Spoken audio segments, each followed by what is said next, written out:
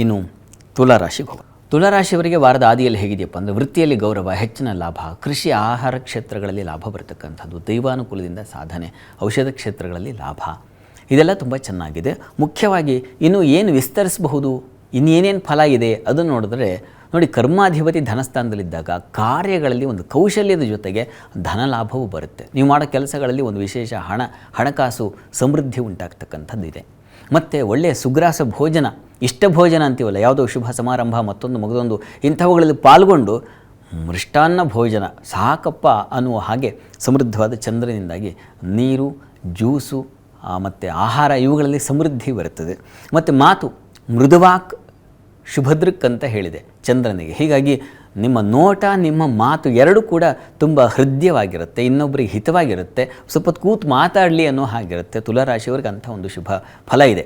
ನೀವು ಎಲ್ಲಿ ಸಮಾರಂಭ ಸಭೆಗಳಿಗೆ ಹೋದರೂ ನಿಮ್ಮ ಸುತ್ತಾ ಇರ್ತಾರೆ ಜನ, ಆ ರೀತಿಯ ಒಂದು ಶುಭ ಫಲವನ್ನು ನೀವು ಕಾಣ್ತೀರಾ. ಮತ್ತು ಬಹಳ ಮುಖ್ಯವಾಗಿ ಗುರು ದೃಷ್ಟಿ ಇದೆ ನಿಮ್ಮ ರಾಶಿಗೆ, ಹೀಗಾಗಿ ಶುಭ ದೃಷ್ಟಿಯೂ ಇರುತ್ತೆ. ಇದೆಲ್ಲ ಒಳ್ಳೆಯ ಶುಭ ಫಲ ಅಲ್ವಾ.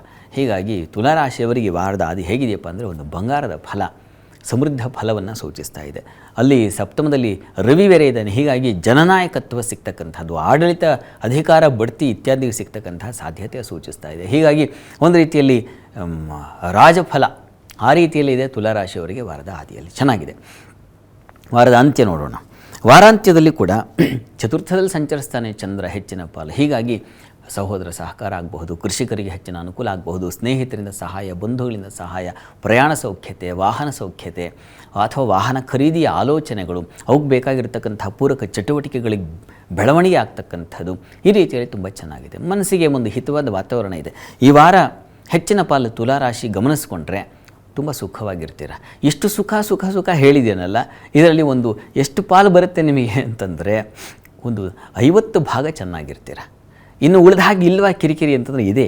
ಅಲ್ಲಿ ರಾಹು ಇದ್ದಾನೆ, ಷಷ್ಠದಲ್ಲಿ ಕುಜಶನಿಯರಿದ್ದಾರೆ. ಹೀಗಾಗಿ ತಂದೆಯ ಬಂಧುಗಳ ಜೊತೆಗೆ ಸ್ವಲ್ಪ ಬರಬಹುದು ಜಗಳ, ಟಗ್ ಆಫ್ ವಾರ್ ಉಂಟಾಗುವ ಸಾಧ್ಯತೆ ಇದೆ. ಮತ್ತು ರಾಹು ತುಂಬ ಚಿಂತೆಯನ್ನು ಉಂಟು ಮಾಡ್ತಾನೆ. ಸ್ವಲ್ಪ ಆಲೋಚನೆ ಮಾಡಿ ಇದು ನಾನೇನಾ, ಅಥವಾ ಇದು ಯಾಕೆ ನನಗೆ ಹೀಗೆ ಆಗ್ತಾಯಿದೆ, ನನಗೇ ಹೀಗೆ ಈ ಥರದ್ದೆಲ್ಲ ಬರುತ್ತೆ. ಅದರ ನಿವಾರಣೆಗೆ ಪರಿಹಾರಕ್ಕೆ ಹೋಗೋಣ ನಾವು. ಅಂತೂ ಈ ವಾರದಲ್ಲಿ ಹೆಚ್ಚಿನ ಪಾಲು ಚೆನ್ನಾಗಿದೆಯಲ್ಲ, ಅದ್ರ ಕಡೆಗೆ ಹೆಚ್ಚಿನ ಗಮನ ತಗೋಬೇಕು. ಹೀಗಾಗಿ ಪರಿಹಾರಕ್ಕೆ ಏನಪ್ಪ ಅಂದರೆ ಮಹಾಲಕ್ಷ್ಮಿ ಸನ್ನಿಧಾನಕ್ಕೆ ಸ್ವಲ್ಪ ಮೊಸರು ಸಮರ್ಪಣೆ ಮಾಡಿ, ಜೊತೆಗೆ ಮೊಸರಿನ ಜೊತೆಗೆ ಸ್ವಲ್ಪ ಉದ್ದಿನ ಬೇಳೆ, ಉದ್ದಿನ ಕಾಳು ಇದನ್ನು ಸಮರ್ಪಣೆ ಮಾಡಿದ್ರೆ ಇನ್ನೂ ಹೆಚ್ಚಿನ ಶುಭ ಫಲ ಕಾಣ್ತೀರ. ಇನ್ನು ವೃಶ್ಚಿಕಕ್ಕೆ ಹೋಗೋಣ.